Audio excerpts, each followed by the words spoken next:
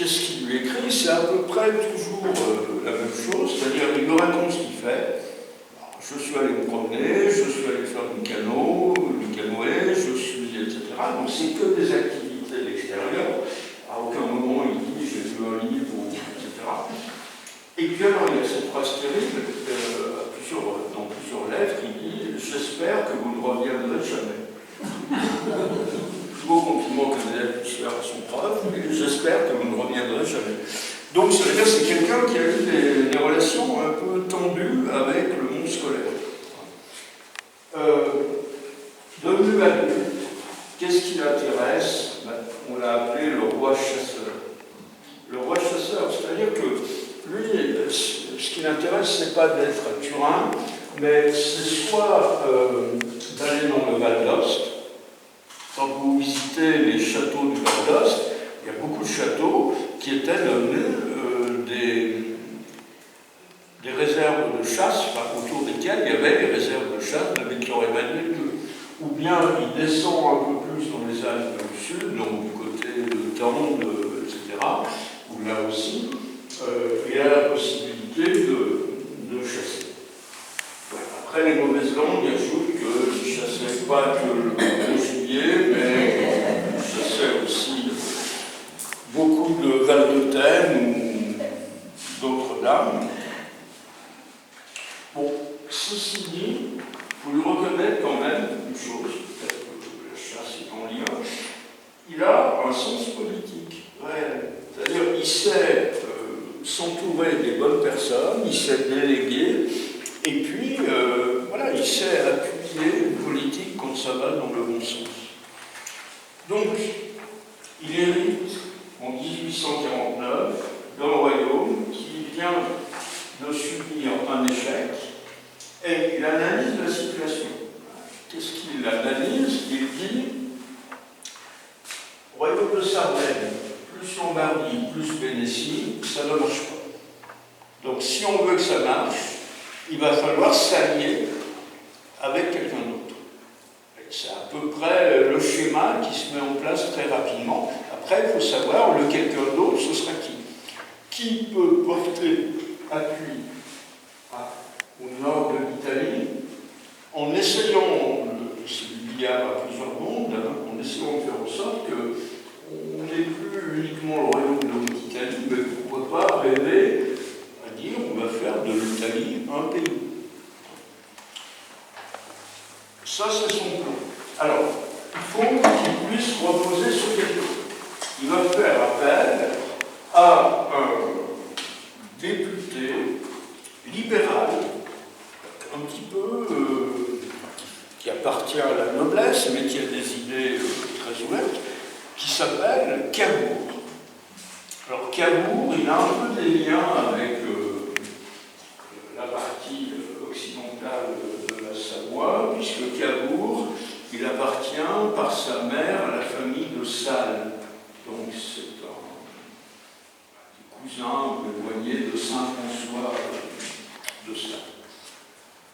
Alors, avec Cavour, les choses vont. Alors Cavour devient ministre, président du Conseil, donc c'est vraiment le numéro 2 dans le royaume de Sardaigne. Et on arrive dans ces années 1852, où il y a une nouvelle donne en France, parce que le président de la République, Louis-Napoléon Bonaparte, devient Napoléon III.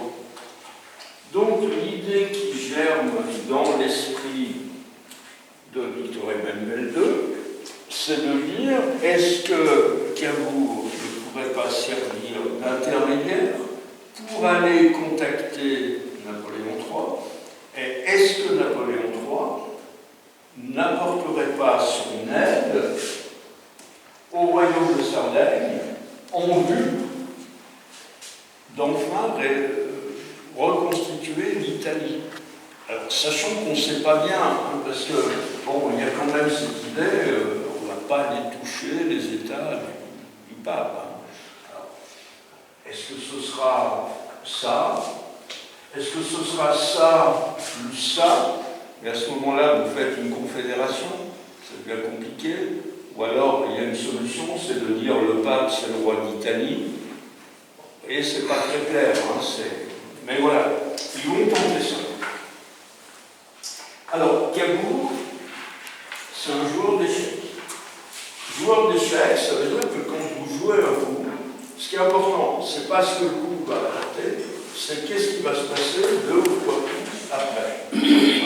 Alors, Cabourg, il découvre qu'au niveau de la diplomatie internationale, il va y avoir un conflit, et ce conflit, il va se passer du côté de la Crimée. Alors, pourquoi du côté de la Crimée? Donc la Crimée, c'est la mer Noire, hein, on connaît bien, c'est toujours un peu d'actualité. C'est tout simplement parce que les Russes veulent mettre la main sur l'Empire ottoman. L'Empire ottoman, c'est en partie la Turquie aujourd'hui. Donc vous voyez, c'est un peu Poutine qui veut mettre la main sur Erdogan. Et pourquoi est-ce que les Russes veulent mettre la main sur l'Empire ottoman? C'est parce que les Russes, pareil, l'Empire ottoman, c'est un empire musulman. Donc les Russes, ils sont toujours dans une guerre sainte. Donc les Russes disent, nous, on est les représentants de l'orthodoxie chrétienne, donc on fait la guerre sainte et on va chasser les musulmans. Une guerre sainte, il y a toujours une guerre économique derrière. Si les Russes veulent la Crimée, c'est parce qu'ils veulent ouvrir une porte sur la Méditerranée. Parce qu'il y a une grande bataille navale qui se joue entre les Russes, qui sont très importants au niveau maritime, et bien sûr, qui va s'insurger? Les Anglais. Les 2 grandes puissances maritimes, c'est les Russes et les Anglais. Donc, il y a une coalition qui est en train de se monter. Pour une fois, les Anglais sont d'accord avec les Français. Donc, ça veut dire que l'Angleterre et la France vont aller au secours de la Crimée contre les Russes et en même temps au secours des Ottomans. Suivez, c'est bon? Bon. Alors, qu'est-ce qu'on va avoir là-dedans? Les Savoyards vont se poser la question. Il empêche que Cabourg, il se dit une chose. Il se dit, si on s'allie aux Français et aux Anglais, ils deviennent redevables quelque part. Si on va les aider, il va falloir qu'ils nous aident. Et en particulier, lui voit une opportunité en disant, on pourra dire à Napoléon III, on est allé avec toi en Crimée, maintenant il faut peut-être que tu nous donnes un coup de main pour les affaires de l'Italie. Et puis en attendant, Cabourg se dit une chose, il dit à la fin d'un conflit, qu'on ait gagné ou qu'on n'ait pas gagné, on s'assoit autour d'une table et on peut mettre une petite ligne à la fin du texte qui ne concerne pas l'Empire ottoman et la Crimée, mais une petite ligne qui concerne l'Italie.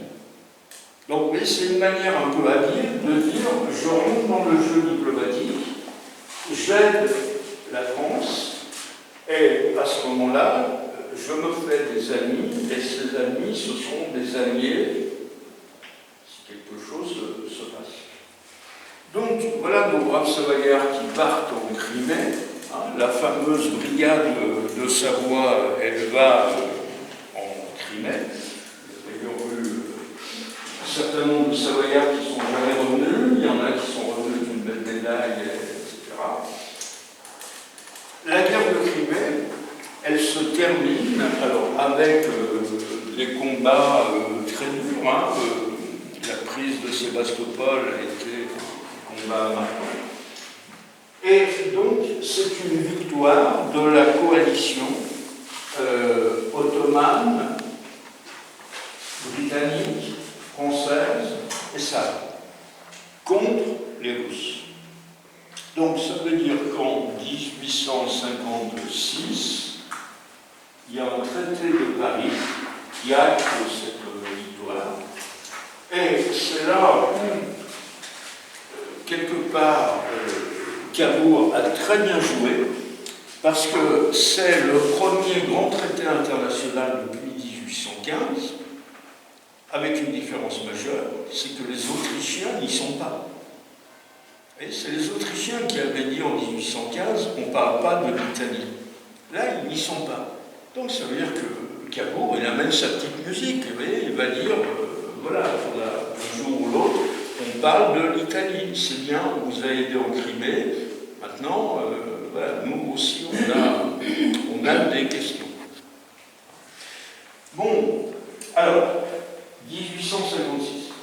Ça veut dire que maintenant, il faut arriver à nouer un lien plus explicite avec la France. 1858, dans la dernière ligne droite, 1858, Napoléon III, il a des problèmes rénaux. Donc, chaque année, chaque été, il va faire une cure à Plombières, dans les Vosges, petite station thermale. Et Cabourg, l'été, il a l'habitude d'aller prendre un peu de repos dans une partie de sa famille qui est en Suisse. C'est un peu inespéré, il y en a un qui est dans les Vosges, l'autre qui est en Suisse. Donc, Cabourg se dit, tiens, si j'allais faire un tour à Plombières, alors on a toujours dit que c'était une entrevue secrète. Il n'y a rien eu de secret. Hein. On sait que Napoléon est à Plombières, on sait que Cabourg fait le déplacement à Plombières. Après, le seul secret qui a été évoqué, c'est que quand il y a des entrevues comme ça, on fait un compte rendu, qu'on envoie à Cabourg, on envoie à Victor Emmanuel II, et le compte rendu, une fois que le roi l'a lu, c'est tradition qu'on le détruise. C'est pas un acte officiel. Sauf que là, on a oublié de le détruire. Et c'est d'autant moins secret qu'on a le compte rendu de tout ce qui s'est dit. Alors, qu'est-ce qui s'est dit? C'est ce qu'on appelle l'entrevue de Plombières. Précisément, on est le 21 juillet 1858. Alors, le matin, on discute de la stratégie. Donc, la demande de Cabourg, c'est on va essayer de chasser les Autrichiens de la Haute-Italie, mais on a besoin d'un appui militaire fort. Est-ce que la France serait capable, voudrait nous apporter, pas oui, mais est-ce qu'elle voudrait nous apporter ce soutien militaire? Napoléon prend une précaution. Il dit oui, mais à une condition. Il ne faut pas que ce soit le royaume de Sardaigne qui attaque les Autrichiens, il faut que ce soit les Autrichiens qui attaquent le royaume de Sardaigne. Ça veut dire quoi? Ça veut dire la France, on ne veut pas paraître ceux qui attaquent les autres, mais par contre, on veut bien donner le rôle noble de ceux qui vont défendre les autres. À partir de là, je pense que vous savez faire. Hein. Si vous voulez que votre ennemi, ce ne soit pas vous qui l'attaquiez, je pense que vous êtes suffisamment pervers pour faire en sorte que ce soit lui qui vous attaque. Un pays sait faire. Qu'est-ce qu'ils vont faire? Ils vont recruter des gens qui viennent du Milanais dans les armées du royaume de Sardaigne. Quand les Autrichiens voient ça, le sang monte automatiquement et l'Autriche déclare la guerre au royaume de Sardaigne. Automatiquement. Alors, pour l'instant, on n'en est pas là, on en est au matin. Donc, voilà comment ça se met en place, de dire oui, la France apportera son aide à une condition, c'est que le royaume de Sardaigne soit attaqué. Puis après, il y a une autre condition. On apporte notre aide. Bon, d'accord, vous nous avez aidés en Crimée, mais il faut un peu plus. Alors, un peu plus, c'est quoi? Napoléon III va dire, vous savez, dans mon royaume de Sardaigne, il y a quand même des territoires qui sont, quand on regarde l'eau où elle coule, c'est pas de l'eau qui coule en Piémont, c'est de l'eau qui coule, qui va dans le Rhône quelque part. Donc ça veut dire en gros, Napoléon III, il remet en avant l'idée de la ligne de séparation des eaux, et il dit, ce serait peut-être logique que tout ce qui coule côté France, ça devienne des territoires français. Cabourg s'attendait à ce que Napoléon lui parle de la Savoie. Ça, il s'y attendait. Par contre, là où Napoléon va sortir un truc, Cabourg tombe de la chaise, il va lui dire, c'est la Savoie, mais c'est aussi Nice. Alors pourquoi il tombe de la chaise? C'est tout simplement parce que dans l'esprit des gens, Nice est italienne. La Savoie, ça ne choque pas de dire qu'elle va devenir française, mais Nice est de culture italienne. Les gens de Nice sont plus près des gens, enfin pas géographiquement, mais par la culture, sont plus près des gens du bâtiment, des gens de la Ligurie, que de la France. Donc ça, c'est un petit peu le... Je pense que là, Cabourg a dû dire, il faut qu'on en discute, ou au moins, il faut que j'en préfère. Bon, le marché, il est clair. C'est là qu'il dit, on apporte notre aide, mais voilà, remerciement, la Savoie et Nice. L'après-midi, bon, c'est plus léger, on n'est plus dans le bureau, mais ils prennent une calèche et ils vont se promener dans la forêt de Plombières.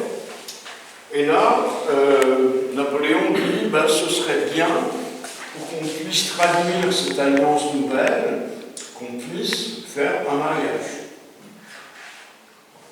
Nous, on a quelqu'un disponible, vous avez qui? Donc, le quelqu'un de disponible côté français, c'est Napoléon Jérôme Bonaparte. C'est un cousin de Napoléon III, donc ça veut dire que c'est un fils de l'un des frères de Napoléon.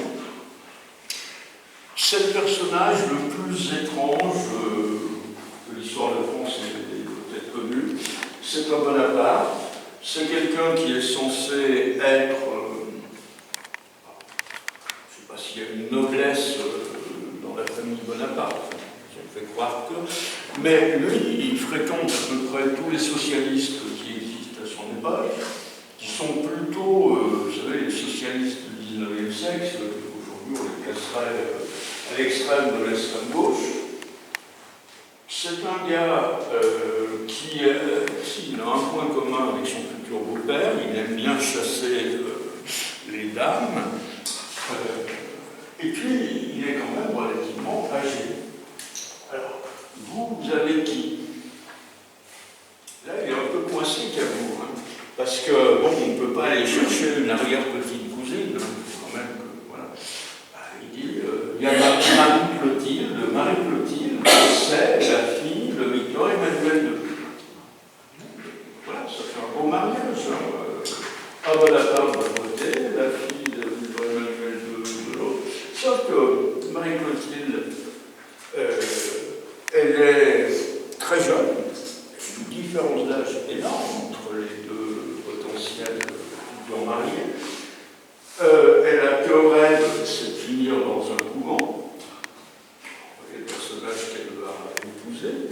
Et les journaux de l'époque, qui donnent déjà facilement dans la caricature, ils disent c'est comme si on mariait un éléphant avec une gazelle. C'est le mariage impossible par excellence. Et par rapport à ce qui s'est dessiné à Plombières, c'est la seule chose qui va réussir. Mais ça a été très dur, parce qu'on va l'obliger, petite Clotilde, à aller vivre au château des Tuileries, en France.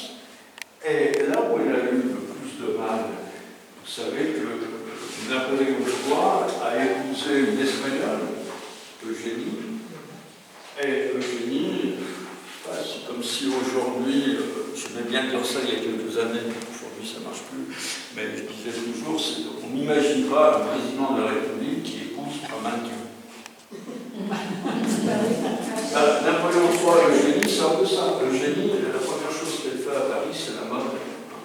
Donc elle est toujours en train de rouspéter après Clotilde en lui disant qu'elle s'habille très mal, que par rapport à son rang, il faudrait qu'elle ait d'autres vêtements, etc. Et la petite Clotilde lui répond, oui, mais moi je suis de sang royal. Ça veut dire, toi, tu on ne sait pas où.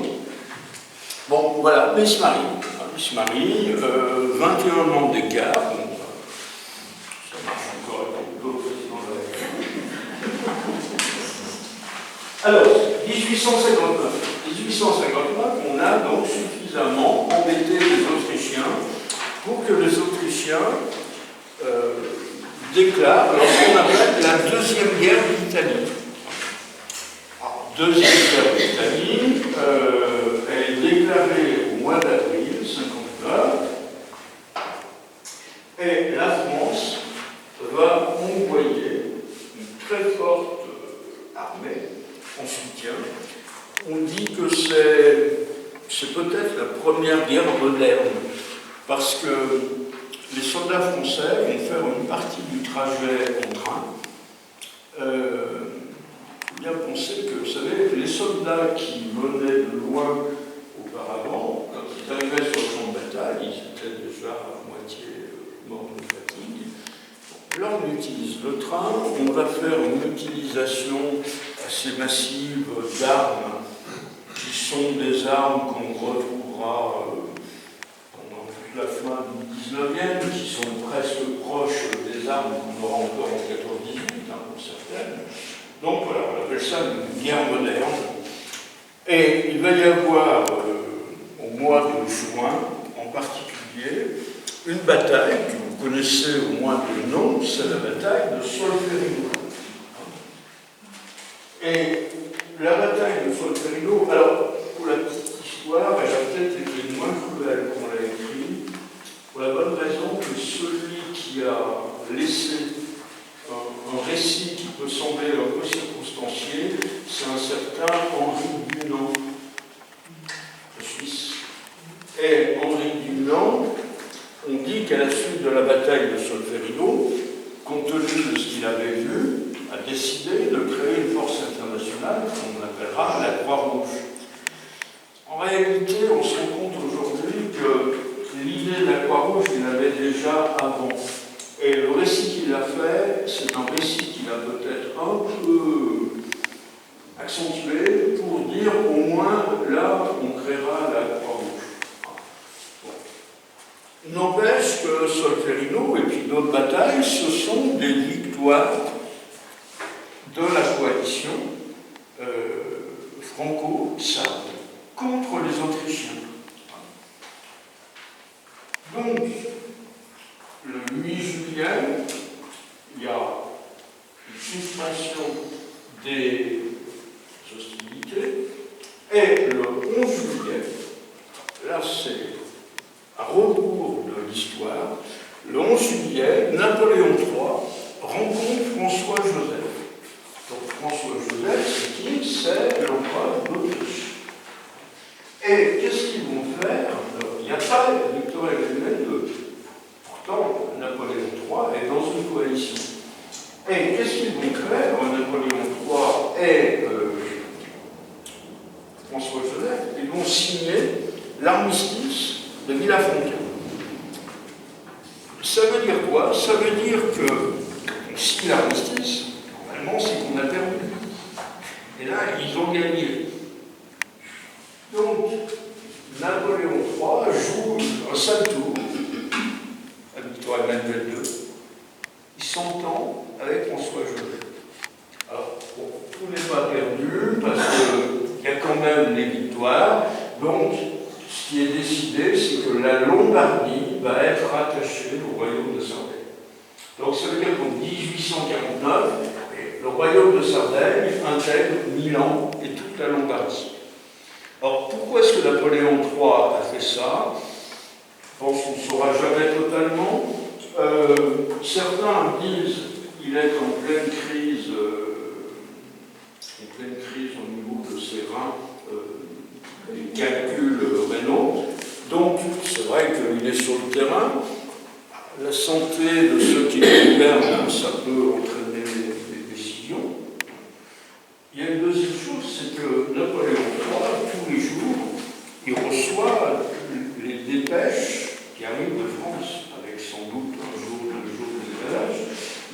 ça lui apprend quoi? C'est des pêches.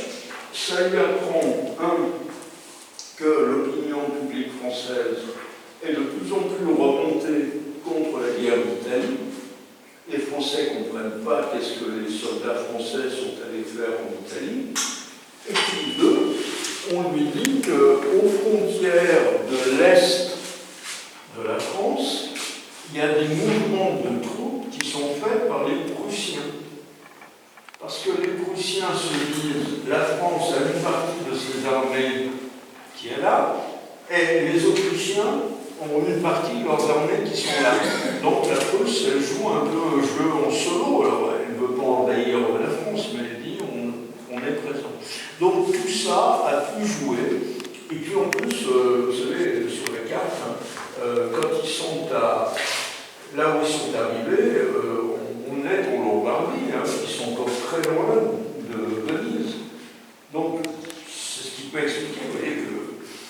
Alors, il y a une gravure extraordinaire, vous voyez, donc là, c'est l'armistice de Villafranca, c'est Napoléon III qui serre la main de l'empereur d'Autriche, et puis dessous, c'est la réaction, vous avez ici Victor Emmanuel II, et puis vous voyez, qui est en train de taper du poing, là, il va casser le guéridon. Victor Emmanuel II, il a un papier dans la main, et on voit qu'il est en train de déchirer le papier. Bon, ils en ont très gros, parce que ça veut dire qu'au moment où ça allait réussir, les Français se sont définis. Alors, immédiatement, c'est normal, on dit la Savoie et Nice, comptez pas sur nous pour vous refiler ça. Puisque vous avez joué à sa tour, on garde la Savoie et Nice. Vous gardez Clotilde, ça c'est trop tard, elle m'arrive. Bon, donc, 1859, on est au même point que 1849. Sauf qu'on a gagné quand même la Lombardie. C'est pas rien de penser que Milan fait partie maintenant du royaume de Savoie. Cavour démissionne, Cavour s'en va, parce que c'est quand même lui qui a monté toute l'opération. L'opération a foiré complètement, c'est pas de sa faute, mais voilà, il s'en va. Et alors, ça y est, vous êtes au bout, 1860, début de l'année 1860, il y a plein d'insurrections qui vont se mettre sur pied à Parme, à Modène et en Toscane. Ce qui a marqué le début de l'insurrection, c'est que sur les murs, on voyait un graffiti qui était Verdi. Alors tout le monde disait, alors ils aiment bien la musique, Verdi est quand même connu, sauf que Verdi, V, Victor, E, Emmanuel, ça marche en français comme en italien, R, Ré, Roi, et I, italien, Italie. Donc le fait de marquer Verdi, c'est un signe de ralliement. Victor Emmanuel, roi d'Italie, ça veut dire qu'on va se coaliser tous ensemble, et puis il y a un moment où quand même on va arriver à faire cette Italie. Donc, dans ces petits duchés, on va même très loin, parce qu'on organise des votes, et au terme de ces votes, on demande à être rattaché au royaume de Sardaigne. Donc ça veut dire que là, c'est pas directement l'Autriche, mais ici c'est plus l'Autriche, et là ça va plus être l'Autriche. Et pour faire bonne mesure, les gens d'Émilie-Romagne, c'est-à-dire ceux qui sont à l'extrémité des États pontificaux, ils font pareil. Ils disent, nous, on est plus proche de cette grande entité qui est en train de se constituer que de Rome. Donc, en gros, la partie bleue qui est là, elle devient verte aussi. Si vous avez de la couleur, vous pourrez mettre en vert A, B, C, mettre en vert la Lombardie et mettre en vert le sommet du bleu. Donc là, Victor Emmanuel II se dit, ça peut sourire. Donc ça veut dire que j'ai besoin quand même de mon bras droit. Donc qu'est-ce qu'il fait? Il va chercher Cavour, il le renomme Premier ministre, et Cavour va voir Napoléon III en disant on ne demande plus l'armée française, puisqu'a priori ça pourra peut-être se faire sans l'armée. Mais on a besoin de l'appui diplomatique de la France. Napoléon III, il dit d'accord, à une condition. Vous vous rappelez? Le Savoie et puis Nice.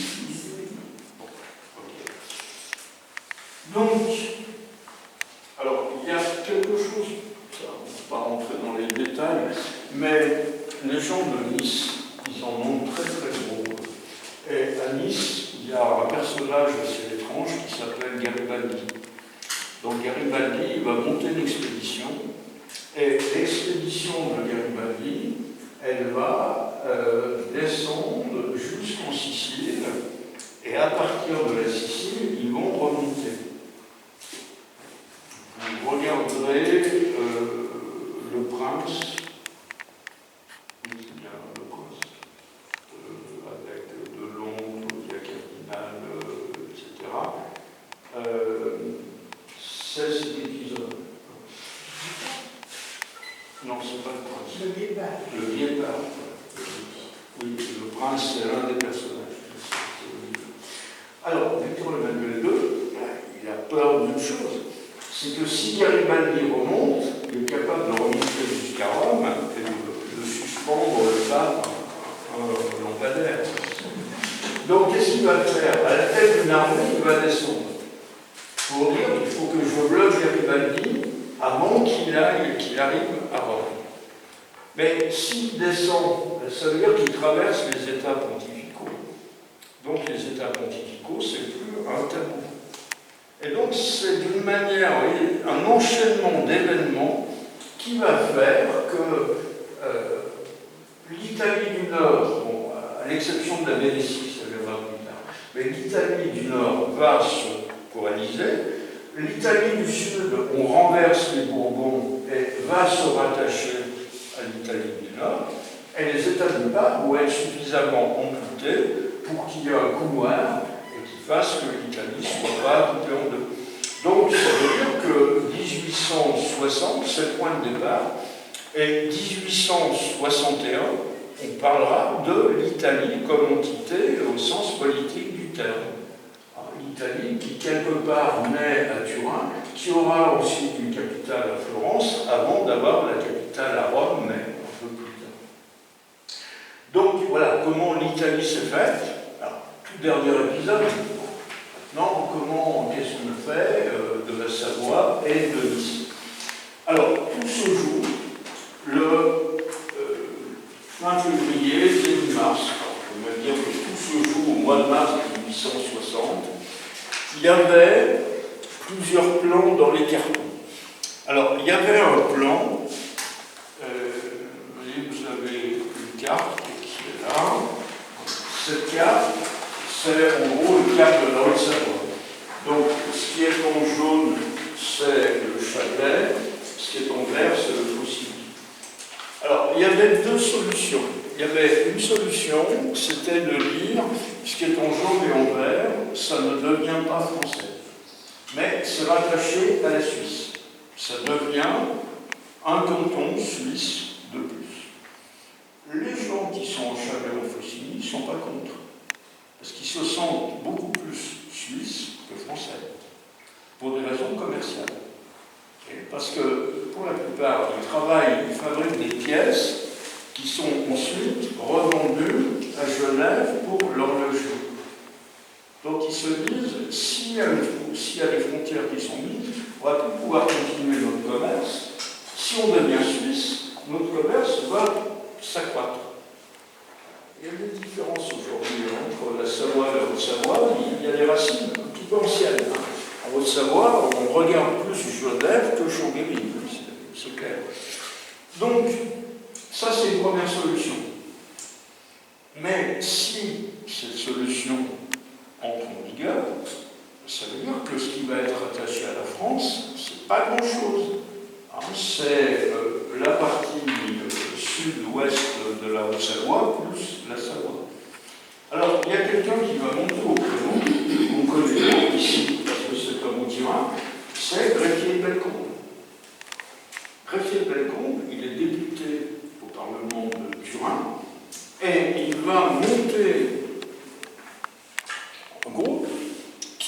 aller rencontrer Napoléon aux Tuileries. Alors, vous voyez, dans les journaux de l'époque, il y a une gravure qui a été faite. Donc, c'est assez drôle parce que cette délégation, les journaux de l'époque appellent ça la délégation savoisienne.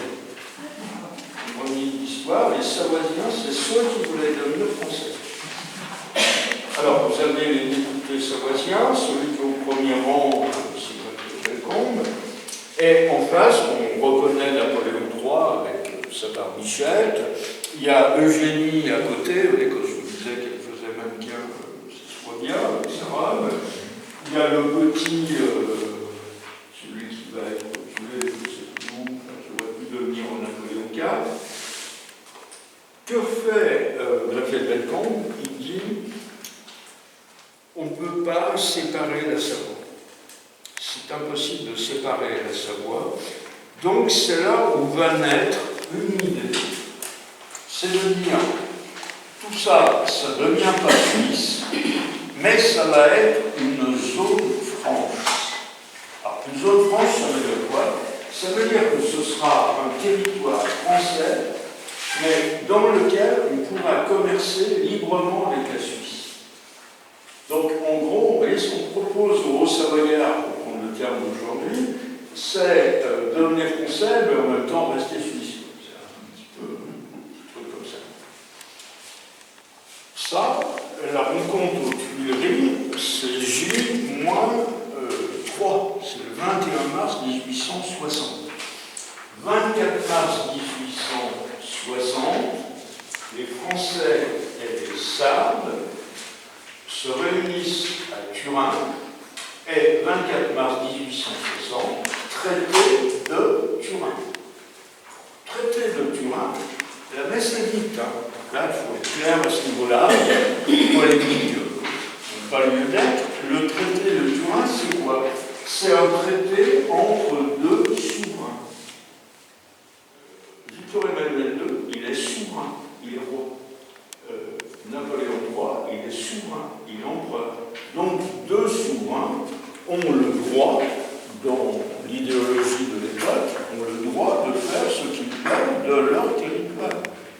Donc, le 24 mars au soir, la Savoie, elle est française. Tout ce qui va venir après, ça ne change pas les choses. Hein. Et ce serait aujourd'hui, le président de la République signerait un décret comme quoi la Savoie est rendue à l'Italie. Il n'aurait pas le droit, parce que le président de la République, il n'est pas souverain. Aujourd'hui, en France, le souverain, c'est le peuple. Mais à l'époque, le souverain, c'est le roi ou c'est l'empereur. Donc, le roi et l'empereur sont fondés. Et donc, je vous ai mis le texte intégral, vous le verrez, du traité de Turin. Simplement, ce qui est un peu compliqué dans ce traité de Turin, c'est qu'on a voulu faire une petite fioriture. Alors, c'est quoi cette petite fioriture? C'est que dans l'article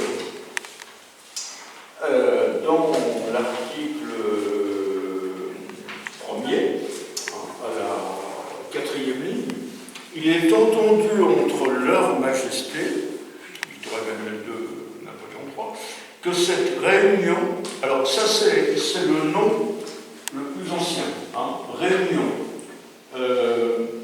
rattachement, c'est un mot qui est récent, il va venir en 1960 pour le centenaire, annexion a été utilisé, mais le terme annexion n'avait pas un sens négatif à l'époque. Annexion, ça va prendre un sens négatif parce que le mot allemand qui correspond, Anschluss, c'est le terme qui va être utilisé par Hitler pour mettre la main sur l'Autriche. Mais en 1860, quand on dit annexion, il n'y a pas forcément l'idée de violence. Hein, mais dans le traité, c'est réunion. Alors, cette réunion sera effectuée sans nulle contrainte de la volonté des populations et que les gouvernements de l'empereur des Français et du roi de Sardaigne se concerteront le plus tôt possible sur les meilleurs moyens d'apprécier et de constater la manifestation de ces volontés. Donc, ça veut dire quoi? Ça veut dire que les deux souverains sont en droit de prendre la décision, et l'ont prise, mais en même temps, on dit on va quand même prendre la température. Alors, c'est là où il y a une grosse divergence, mais c'est vrai que le texte est ambigu, c'est que certains disent qu'on a mal pris la température. Mais le problème, il n'est pas là, puisque la décision était déjà prise. Alors, qu'est-ce qui embrouille les choses? C'est que dans l'esprit de la plupart des contemporains, aujourd'hui, on a fait un référendum. Un référendum, c'est quoi? Un référendum, c'est une question, et on vous dit, vous allez décider de la réponse à cette question. C'est ça, un référendum. Un référendum, s'il y a 50%, on n'organise pas un référendum, parce que le référendum, ça suppose la souveraineté du peuple. Là, ça n'existe pas. Donc, on va organiser un plébiscite. Très différent. Plébiscite, on ne vous demande pas si vous voulez ou vous ne voulez pas, on vous demande si vous êtes d'accord avec la décision qui a été prise. Je ne sais pas si vous voyez la nuance. La décision, elle est prise. Mais simplement, on va prendre la température pour savoir si vous êtes d'accord. Alors, un plébiscite, c'est beaucoup plus exigeant parce que un plébiscite, s'il y a 50% des personnes interrogées qui disent oui, c'est presque un échec. Parce que ça veut dire qu'il y en a presque autant qui disent non. Donc le plébiscite, c'est normal, il faut que ça monte à 80-90%.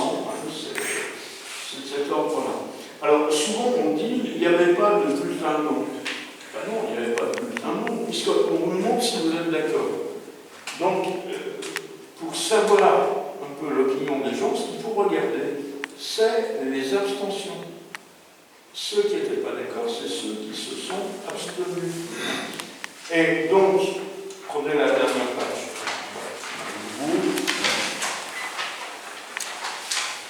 Donc, on a fait plébiscite, d'abord à Nice, 15 et 16 avril 1860, toujours sur 2 jours, parce que le premier jour, c'était pour vous et moi, et le deuxième jour, c'était pour les militaires. Parce qu'on disait, les militaires, ils vont mieux que le jour où les autres vont aller voter, ils soient un peu sur le terrain. Donc voilà, on les interroge. Et donc, une semaine après, 22-23 avril, plébiscite en Savoie. Nice inscrit un peu plus de 30 000, votant 25 000. Bon, ça veut dire quoi? Ça veut dire que l'abstention à Nice, c'est quasiment 5 000 votants. Ça veut dire qu'il y a une abstention qui est à 15%. Tous les politiques aujourd'hui disent en vrai, l'abstention à 15%. Généralement, ils passent à 15%. Mais bon, l'abstention à 15%, c'est énorme dans ce contexte. Le oui, 99,2. Ça, c'est un plébiscite. Opinion défavorable à ceux qui voulaient voter, qui étaient contre. Ils allaient avec un papier, ils marquaient non, et puis ils les accompagnaient. En Savoie, beaucoup plus de gens, 135 000 inscrits, 130 000 votants. Ça veut dire quoi? Ça veut dire qu'en Savoie, l'abstention, alors numériquement, elle est égale à Nice, mais il faut faire une proportion, c'est 3,6%. Donc vous voyez, à Nice, l'abstention est 5 fois plus forte qu'en Savoie. Parce que Nice, ils ne veulent pas devenir français. Nice, ils veulent devenir italiens. Et puis après, quand on rentre dans le détail, on avait prévu quand même un deuxième bulletin. Un bulletin oui, et il y avait un bulletin oui et zone. Donc ça, c'était pour les Hauts-Savoyens. Oui et zone, c'était pour qu'ils aient la conscience tranquille. Oui, je veux bien devenir français, mais laissez-moi être suisse en même temps. Donc il y a quand même eu 47 000 bulletins oui et zone. Donc, ça veut dire quoi? Ça veut dire qu'en gros, le plébiscite, bon, il a fonctionné, pour être honnête à ce niveau-là, mais l'abstention a été beaucoup plus grande à Nice, et je pense que l'abstention aurait été très importante en Savoie s'il n'y avait pas eu le stratagème inventé par Pellecombe, de dire on met ce bulletin mouillé zone pour rassurer les consommateurs. Après, voilà, une question subsidiaire, est-ce que la zone devait rester éternellement, le fait qu'elle a disparu, voilà, c'est autre chose. 14 juin 1860, la Savoie devient officiellement française. On a ménagé Alsace jusqu'au 1er janvier 1861. Ce sont les lois sardes qui ont continué à s'appliquer. Parce que vous ne pouvez pas ce soir dire demain matin toutes les lois vont changer. Donc on a laissé 6 mois. Les fonctionnaires, les militaires, on leur a laissé 1 an pour choisir. C'est-à-dire, s'ils décidaient de devenir français, ils étaient admis dans l'administration et dans l'armée française avec le rang et le grade qu'ils avaient dans le royaume de Sardaigne. Sinon, ils pouvaient choisir de devenir sardes. Par exemple, il y a quelqu'un de très connu, l'ingénieur sommelier, qui était en train de percer le tunnel ferroviaire du Fréjus. Il a décidé de devenir sarde, de rester sarde, puisqu'il n'avait pas confiance en Napoléon III pour finir le tunnel. Il s'est dit, si je passe de l'autre côté, il y a peut-être plus de choses. Et puis, donc, le 17 mars 1861, mais ça c'est une autre histoire, 17 mars 1861, Victor Emmanuel II, qui jusque-là avait toujours le titre de roi de Sardaigne, devient le premier roi d'Italie. Donc vous voyez comment cette famille, ils ont été comtes de Savoie, ils sont devenus ducs de Savoie, ils sont devenus rois de Sardaigne, et finalement ils deviennent rois d'Italie jusqu'à la fin de la Seconde Guerre mondiale.